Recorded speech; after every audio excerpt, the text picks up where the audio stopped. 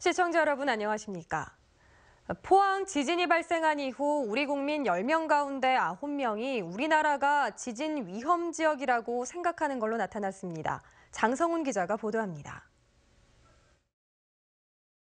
정부와 과학계 등이 최근 국민을 상대로 설문조사한 결과 응답자의 89%가 우리나라가 지진 안전 지역이 아니라고 답했습니다. 특히 규모 6.0 이상의 지진이 발생할 수 있다고 예측한 국민은 79.9%에 달해 앞으로 경주나 포항 지진보다 더 강한 지진이 발생할 수 있다고 생각했습니다. 지진의 발생 원리에 대해 아는가라는 질문에는 82.5%가 안다고 답했고 액상화의 원리 등 지진에 대한 지식이 포항 지진 이후 높아진 것으로 분석됐습니다. 하지만 이번 설문조사에서는 지열 발전 등 포항 지진에 대한 구체적인 원인 분석이 빠져 있어 논란을 빚기도 했습니다. 한편 전국경제인연합회가 최근 일본의 경제단체와 공동으로 연 세미나에서는 국내 지진학 1호 박사인 이기와 서울대 명예교수가 국내에서 최대 7.3 규모의 지진이 발생할 수 있다고 밝혔습니다.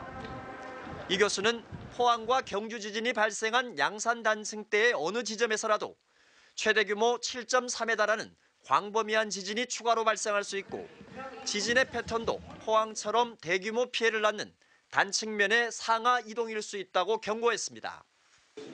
정경련은 일본의 내진 건축 기술을 참고해 국가 차원의 지진 대응 종합 대책을 세워야 하고 일본처럼 우리 기업도 생산시설의 지진 대응 설계를 강화하는 등 최고 경영자가 지진 대책을 직접 챙겨야 한다고 설명했습니다. MBC 뉴스 장성훈입니다. 포항시는 지진으로 피해를 입은 세대에 국민성금을 재해구호협회에서 내일 개인별 계좌로 입금한다고 밝혔습니다. 지난 11월 16일부터 12월 18일까지 재해구호협회와 사회복지공동모금회를 통해 접수한 성금은 360억 1,900여만 원입니다. 내일 지급할 의연금은 전파 507건 21억 500만 원, 반파 217건 4억 4,800만 원 등 전체 724건에 25억 5,300만 원입니다.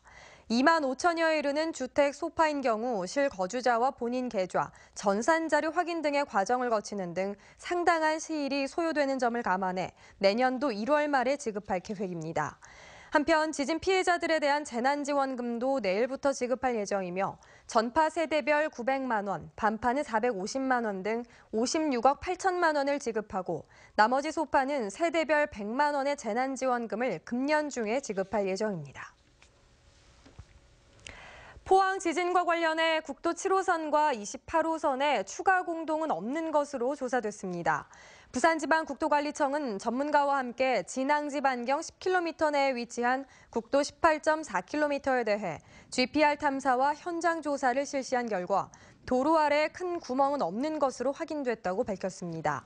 또 지진 발생 초기에 발견된 마산 사거리 앞 등 5곳의 공동은 상수도 누수를 차단하고 그라우팅 공법으로 보강을 완료했다고 밝혔습니다.